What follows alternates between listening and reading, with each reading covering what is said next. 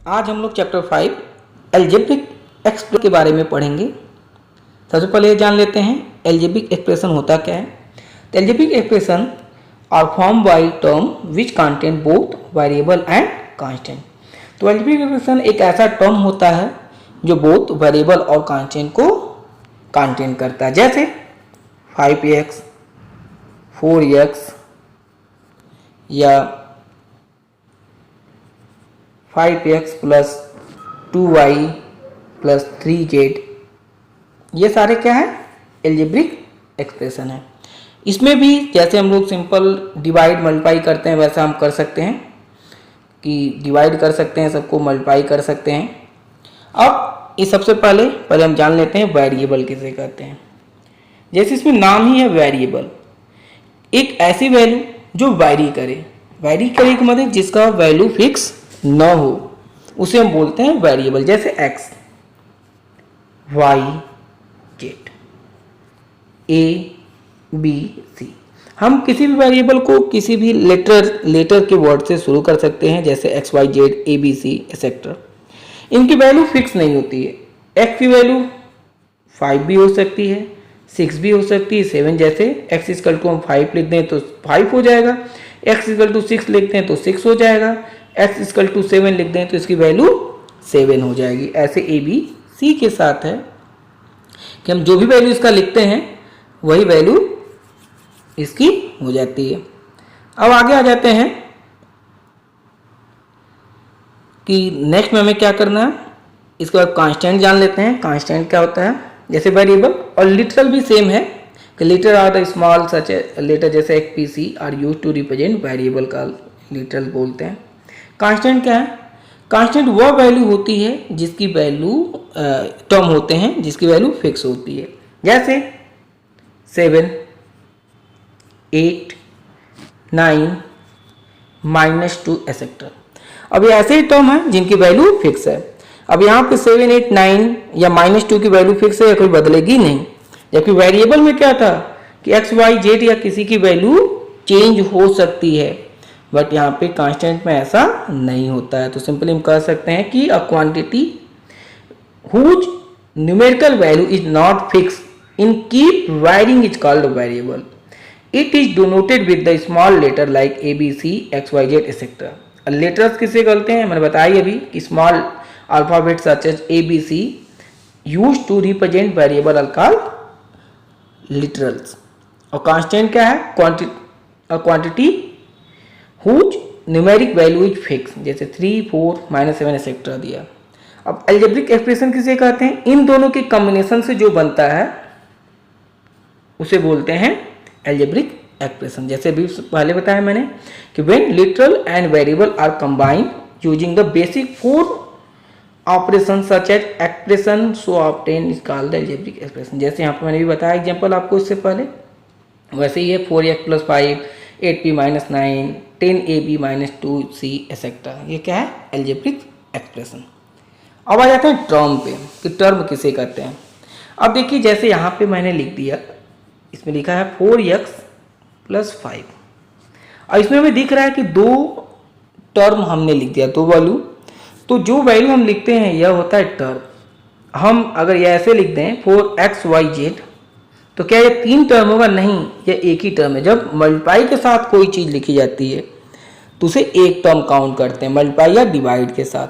हाँ, जब एडिशन और सब्ट्रैक्शन के से अलग किया जाता है, यानी किसी भी एल्जेब्रिक एक्सप्रेशन को किससे एडिशन या सब्ट्रैक्शन से अलग किया जाता है, तो जितने भी एडिशन या सब्ट्रैक्शन होंगे उतने वो टर्म होता है। जैसे 4x + 5y + 6।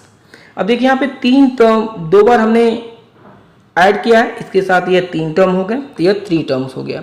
लेकिन अगर यही चीज़ मैं ऐसे लिख देता 4x × 5y × 6 तो यह एक टर्म काउंट होगा। तो सिंपल ये चीज़ याद रखिए कि सिर्फ एडिशन और सब्ट्रैक्शन से जो वैल्यू अलग होती है उसे हम टर्म में काउंट करते हैं, बट अगर मल्टीप्लाई या डिवाइड से हो तो एक टर्म सिंगल टर्म कहलाता है। तो हो गया टर्म। कोफिशिएंट जान लेते हैं। कोफिशिएंट किसे कहते हैं, जैसे मैंने लिख दिया 8x। अब यहाँ पे पूछा जाएगा कि x का कोफिशिएंट क्या है, तो हमेशा होगा 8। तो जो कांस्टेंट वैल्यू के वेरिएबल के साथ जो कांस्टेंट वैल्यू होती है वो उसका कोफिशिएंट कहलाता है। इसी तरह हम अगर लिख दें वाई स्क्वायर, अब इसमें पूछ दिया जाए कि इसका कोफिशिएंट कितना है, तो यहाँ पे कुछ नहीं है तो इसका कोफिशिएंट होगा 1। जब कोई वैल्यू नहीं होती तो 1 होता है। और यही वाई स्क्वायर के बजाय अगर माइनस वाई स्क्वायर होता तब इसका कोफिशिएंट हो जाता -1। तो ये चीज़ याद रखिएगा आप लोग, ठीक है। कलर चेंज कर लेते हैं। नेक्स्ट पे आते हैं कि यह हो गया कोफिशिएंट। मेरी समझ से आपको कोफिशिएंट समझ में आ गया होगा।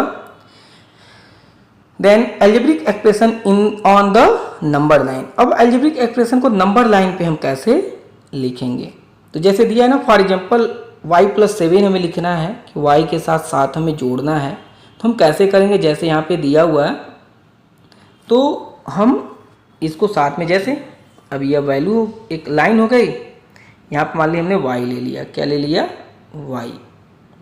कलर चेंज कर लेते हैं, यह y हो गया। अब इसके साथ +7 दिया है तो 7 पॉइंट यहाँ पे पॉइंट बना सकते हैं, 1 2 3 4 5 6 7। तो ये हो गया 7 +7 हो गया। -7 पूछेगा तो देखिए राइट हैंड में प्लस जाता है, लेफ्ट हैंड में माइनस। इससे पहले मैं आपको बता चुका हूँ 1 2 3 4, तो ये हो जाएगा माइनस। तो ऐसे हम नंबर लाइन पे इसे रिप्रेजेंट कर सकते हैं। आगे चलते हैं। आज के इस वीडियो में सिर्फ हम इसके बारे में जानेंगे कि टर्म्स क्या होते हैं, कैसे हम यूज करते हैं इसमें। नेक्स्ट वीडियो में मैं आपको इसके एक्सरसाइज से रिलेटेड सोल्यूशन मैं आपको प्रोवाइड करूंगा। देखिए वही लिया दिया। अब लाइक एंड अनलाइक टर्म बारे में आ जाते हैं कि लाइक टर्म किसे कहते हैं, अनलाइक टर्म किसे कहते हैं।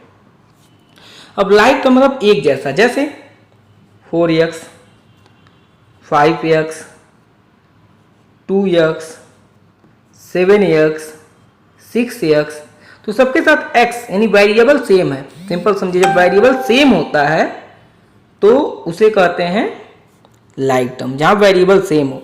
लेकिन अगर इसके बजाय मैं अगर यहीं पे इन सब के बजाय अगर मैं 2x स्क्वायर कह देता, कलर चेंज कर दें, साफ इससे नहीं दिख रहा, 2x स्क्वायर अगर हम कह देता तो क्या लाइक टर्म होता, नहीं, अनलाइक टर्म हो जाएगा। स्क्वायर ही हो जाए तब भी यह अनलाइक टर्म होगा। ऐसा नहीं कि x है तो सारे लाइक होंगे, अगर स्क्वायर हो गया, क्यूब हो गया और यह सिंपल यहाँ पे 1 पावर है, जब कोई तो एक जैसे हो गया और ये हो जाएगा अनलाइक टर्म। तो ये सारे क्या हो जाएंगे, लाइक टर्म। तो लाइक टर्म जो जिसके वेरिएबल सेम हो वो लाइक टर्म होता है। अनलाइक टर्म जैसे 5x 2y 3a, ये सारे क्या हो गए, अनलाइक टर्म हो गए। या मैं सेम वैल्यू लिख के भी सेम कर सकते हैं अलग, जैसे कि 2a और 2a स्क्वायर 2 है, तो 2a और 2a स्क्वायर क्या है, अनलाइक टर्म है, क्योंकि दोनों की वेरिएबल सेम नहीं है, a है या a स्क्वायर है।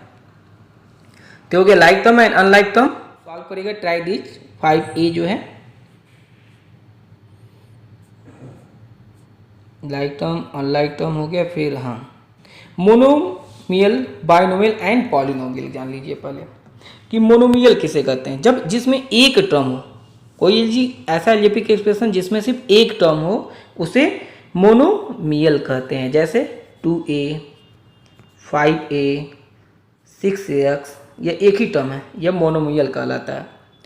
बाइनोमियल किसे कहते हैं, जिसमें दो टर्म हो, जैसे 2x + y या 2x + 3y या 6x + 5, ये सारे बाइनोमियल हैं। अब पॉलिनोमियल किसे कहते हैं, जब दो से अधिक टर्म जिसमें होते हैं उसे क्या कहते हैं, पॉलिनोमियल कहते हैं। एक चीज याद रखिएगा कि हमेशा लाइक टर्म ही आपस में जुड़ते और घटते हैं, यानी सब्ट्रैक्ट और ऐड जो होता है लाइक टर्म होते हैं। अनलाइक टर्म कभी भी एक दूसरे से जुड़ते या घटते नहीं है। तो इसलिए मैं बताऊंगा जब सॉल्व करूंगा तो क्वेश्चन आगे। फिर आगे आ जाते हैं, addition and subtraction of algebraic expression. मैंने भी आपको पहले बताया कि हम सिर्फ लाइक टर्म को घटा या जोड़ सकते हैं। जैसे आप देखिए कि एग्जांपल दिया है, क्या दिया, add 6ax + 5by plus 17CZ plus 15 and 8AX minus 8CZ plus 13। अब देखिए पहले ऊपर वाले लिख लेते हैं। तो ऊपर है 6AX प्लस है 11BY प्लस 17, तो मैं छोटा लिख लेता हूँ, काफ़ी बड़ा लिख दिया मैंने, इसे छोटा लिख रहा हूँ ताकि यहाँ पे आ सके। 6AX plus 11BY plus 17CZ plus 15। अब इसके नीचे क्या है 8AX। अब AX के नीचे ही 8 लिखेंगे, यहाँ 8AX माइनस 8CZ। CZ क्या है यहाँ पे, हाँ है, तो यहाँ पे लिखेंगे माइनस 8CZ और प्लस 13। देखिए यहाँ पे कोई टर्म नहीं है तो यहाँ टर्म 0 लिख दोगे आप। जब कुछ का टर्म नहीं दिया हुआ 0 लिख दोगे आप। अब 6 और 8 सीधे जोड़ दो, ये हो गया 14। 14AX हो जाएगा यह चूंकि 0 इसमें ऐड करेंगे तो सिंपल आ जाएगा 11BY। और देखिए प्लस माइनस है घट जाएगा यह, तो यह हो जाएगा आपका प्लस 9, क्योंकि बड़ा वाला 17 है इसलिए उसका साइन हमेशा रहेगा 9CZ और यह दोनों जुड़ जाएंगे प्लस 28। ठीक है, तो ये आपका एडिशन होगा। ऐसे ही सब्ट्रैक्शन करते हैं, याद रखिएगा हमेशा कि लाइक टर्म ही ऐड और सब्ट्रैक्ट होते हैं। अब नेक्स्ट वीडियो में हम लोग यह जानेंगे कि कैसे हम लोग ऐड करते हैं, सब्ट्रैक्ट करते हैं। तब तक के लिए आपको यह मैं एक्सरसाइज छोड़ के जा रहा हूं कि आप लोग करिएगा। पहला क्वेश्चन, पहला जो है इसे करने की कोशिश करिएगा, अगर आएगा तो, नहीं तो मैं नेक्स्ट वीडियो में आपको इस सॉल्यूशन इसका प्रोवाइड करूंगा। Thanks for watching.